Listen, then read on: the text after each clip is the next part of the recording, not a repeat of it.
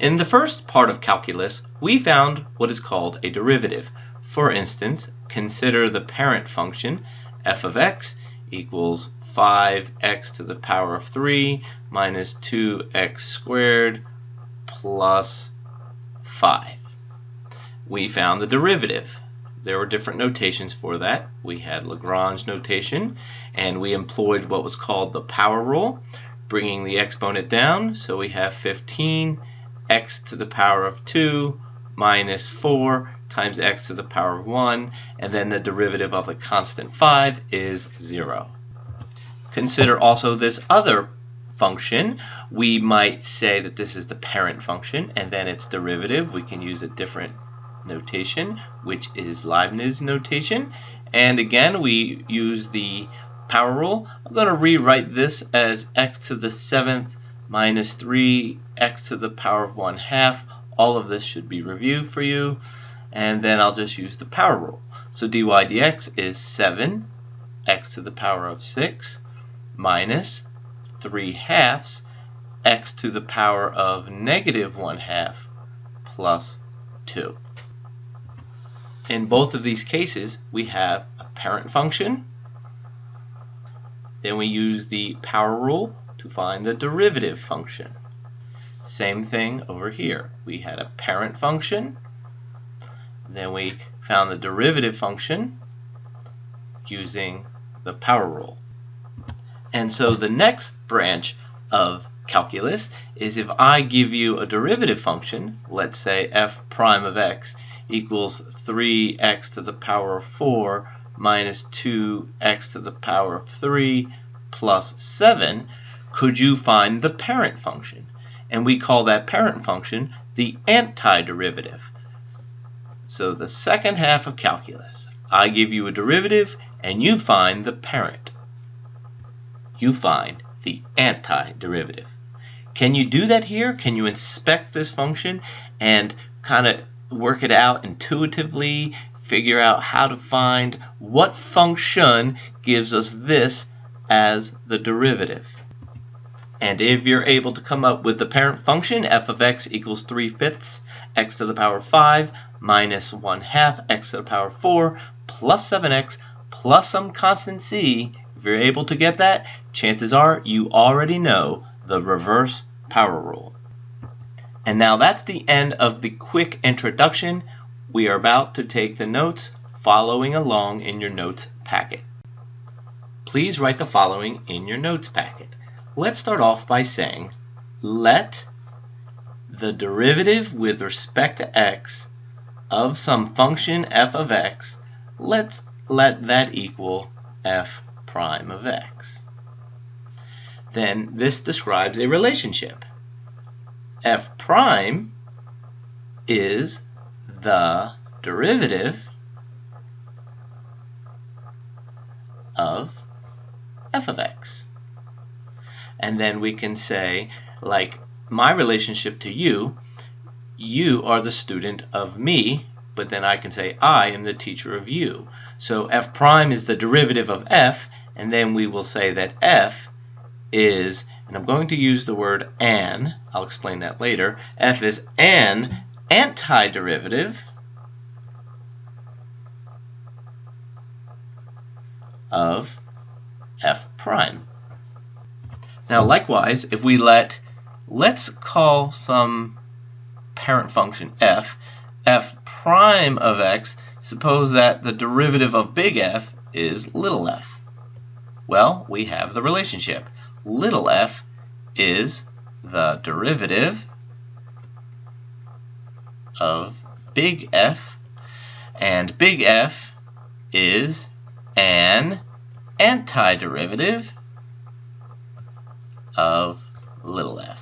We have the parent, and then we have the derivative. Let's take a look at some notation. All right, this little symbol here is called an integral. Let's write this out. The integral of f prime of x dx is equal to f of x plus c. So this symbol here is called an integral.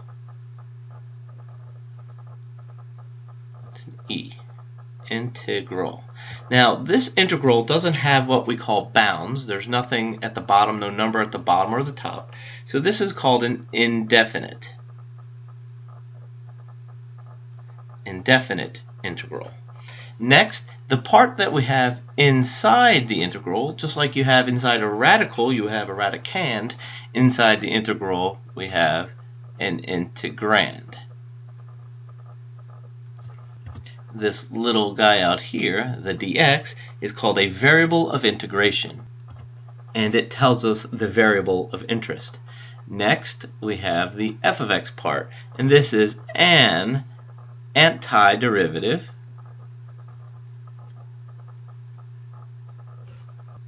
and finally this c out here is called the constant of integration, and we are going to explain that constant of integration down here. Alright, let's take a look. Consider some function g of x, and g of x is going to be x squared plus 1. Then from that you should be able to tell me g prime of x using the power rule, which is just 2x. If I look at yet another function, let's say h of x, and h of x is x squared minus 5, then h prime of x is equal to 2x. And let's let p of x equal x squared, and then p prime of x is also 2x. So if I find the antiderivative of 2x, remember this integral symbol is actually a mathematical operator. This indefinite integral is a mathematical operator telling you to find the parent function, telling you to find the antiderivative. So we saw that x squared plus 1 led to a derivative of 2x, x squared minus 5 led to a derivative of 2x, and x squared plus 0 led to a derivative of 2x.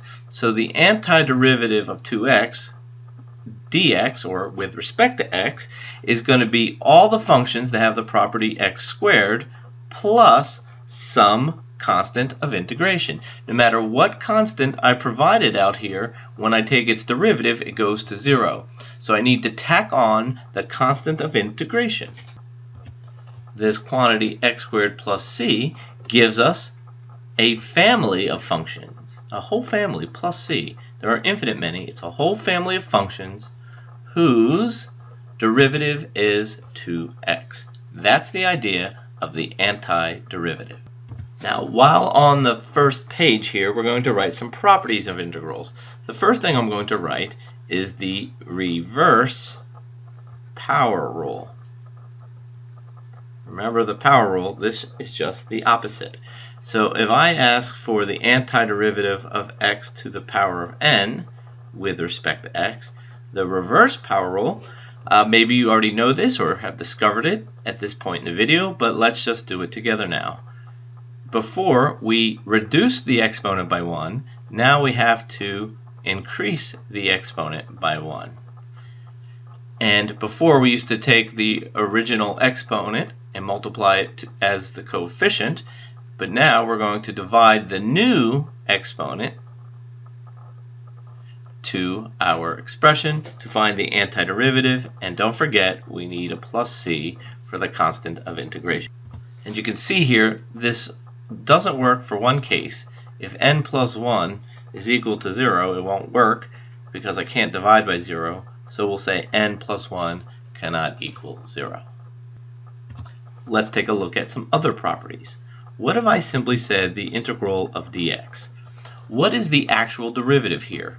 Well, it doesn't say it explicitly, but there's really a 1 here. So you think to yourself, what function has the derivative of 1?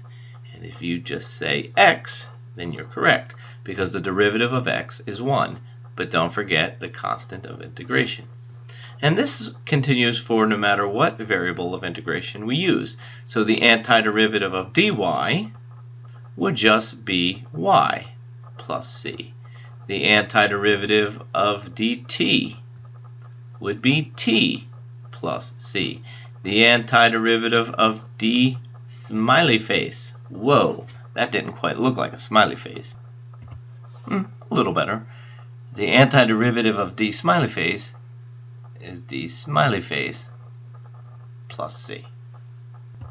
This property shows that the antiderivative of a sum is sum of antiderivatives. And so this becomes the antiderivative of f of x dx plus the antiderivative of g prime of x dx. One last property, if I put a constant in front of f prime of x dx, then I can pull the constant out and then do the antiderivative of just f prime of x. The next page is for Book of Memories. Now, this is not a new book of memories. We're just capitalizing on our already memorized derivatives to talk about the antiderivatives. So I'm going to write the antiderivative of sine of x dx. And you have to think to yourself, the derivative of what function would give me sine of x? Well, it's not cosine of x, because the derivative of cosine is negative sine. So the antiderivative of sine of x should be negative cosine of x plus c. Again, take this derivative and you get this. And we need to commit these to memory. Let's do another one. So I'll write the integral of cosine x dx. So the derivative of what function? What is the parent function such that when I take its derivative, it gives me cosine of x? And you should be saying the sine of x plus c, constant of integration. All right, so now this goes best if you're able to tell me a known derivative. So, for example, if you say, I know a known derivative to be secant squared of x dx, then we're on the right track. So what is the parent function that yields secant squared of x as its derivative? Tangent of x plus c. All right, give me another known antiderivative. Cosecant squared x dx, that comes out to be negative cotangent of x plus c. All right, how about another one? Secant x tangent x dx. That's the known derivative. So what's the antiderivative? Hopefully you see it's secant of x plus c. Okay, we're going to keep going. Cosecant x cotangent x dx. Negative cosecant of x plus c. So that pretty much covers the trigonometric ones. Let's take a look at some of the transcendental ones. What's a known transcendental derivative? How about e to the x dx? So what's the parent that gives e to the x as its derivative? E to the x plus c.